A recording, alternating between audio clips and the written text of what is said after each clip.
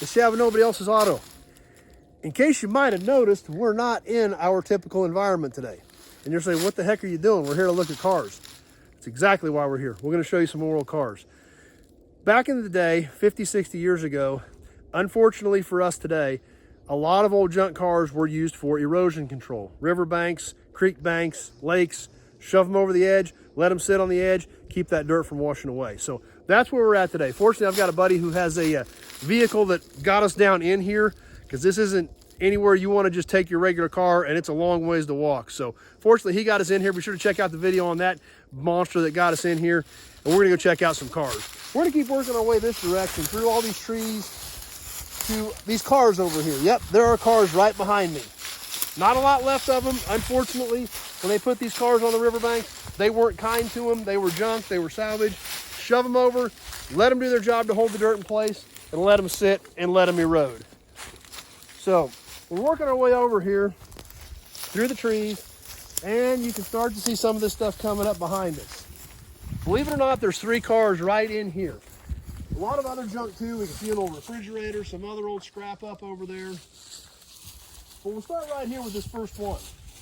Let's check out this old Plymouth.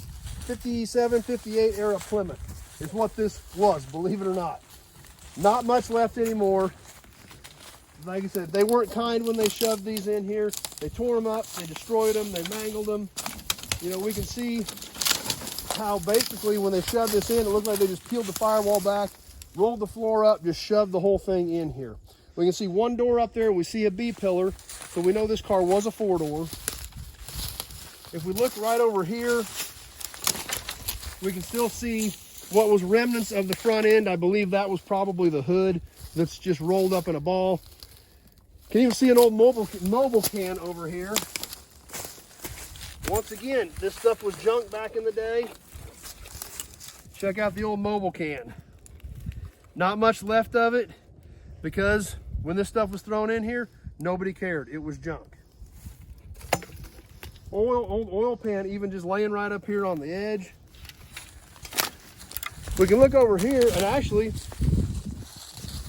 I think this was possibly the roof of the Plymouth. I'm not 100% sure because it's buried, but it does appear like it was a roof flip.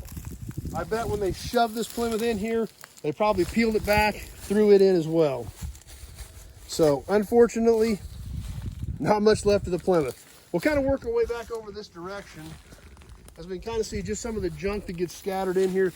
Big, huge bundles of wire, anything that would hold dirt, old white wall tire, everything. Just shove it in the hole, let it hold the dirt, don't let the bank wash out. We kind of work our way back over here to the Plymouth, trying to be careful because it is thick in here, it is uneven, it is rough. We can get a good look at the tail fin on this side of the old Plymouth. And we can kind of come around this side over here and get a pretty decent look at the body line as the quarter comes down on that. But like I said, just not really much left of that thing at all. Now, things are scattered all over in here. You got to be careful, just like right here. Old chunk of grill that 51 Ford, I believe. 51 Ford car. The grill pod and one extension. Once again, just nothing left of it. Got another old car here that there again, shoved it in, didn't care. We see how the whole front of the car was rolled up as it was shoved in here for control. So, but one cool thing about it, we look right here, this thing actually had a power seat in it, believe it or not. But what was this thing? It took me a minute. I had to do a little bit of study, and I actually had to do a little digging in the weeds, but I think I got it figured out. Let me show you what I think it is. If we look down here really close, and get down in here good, we can see a couple of things. We see this belt line molding here, and we see this hump. Now on this hump, I see this outline right here. This belt line molding and this hump right here is telling me 1955 Mercury. I could be wrong, but this is what I'm thinking this is. 1955 Mercury, 2-door hardtop that they shoved in here for erosion control. Like I said, this belt molding and this hump is what I'm going to buy. The power seat switch also looked Ford to me, so that's what I'm thinking it is. No frame even left in this body anymore. as we come around this side where the floor is actually torn away, we can even see remnants of the remains of that power seat. Now, one more we're going to catch. If we look right through these trees, we see another body over here. Now this one's going to be a little tricky. I tried to get over there a little bit earlier, so hopefully I can get you over there to take a better look at this thing.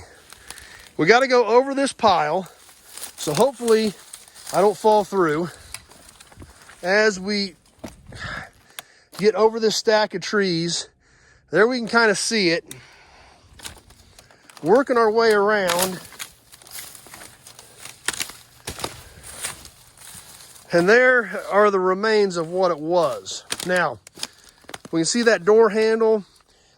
I could tell right away this looked GM to me. So I'm trying to get over here to get a better look. This does have a trim tag on it though, so that obviously was a telltale sign.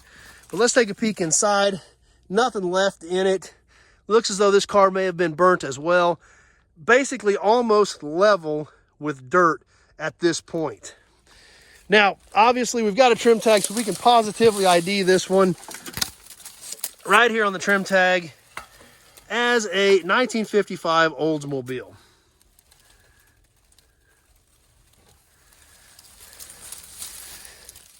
Now, there was no motor in this when they shoved it in.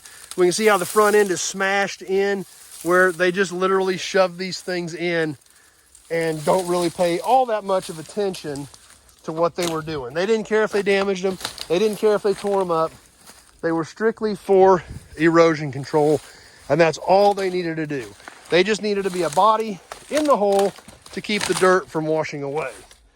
So, try to get back out of here in one piece as I try to get over this huge stack of trees again. Out here onto somewhat level ground. So anyway, that's what we've got for you tonight. Some more river cars. And like I said, unfortunately, not much left of them. But still different, still a part of car history that a lot of people aren't familiar with. These things are all over the country, on riverbanks, creek banks, lakes.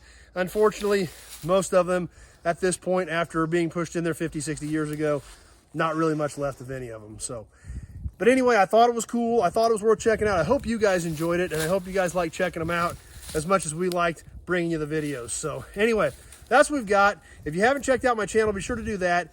Check it out, Old Cars, Old Trucks, Memorabilia. That's what we do on here, so you can see what we've got going on. If you see anything in any of the other videos you're interested in, you can always give me a call, 620-786-4428.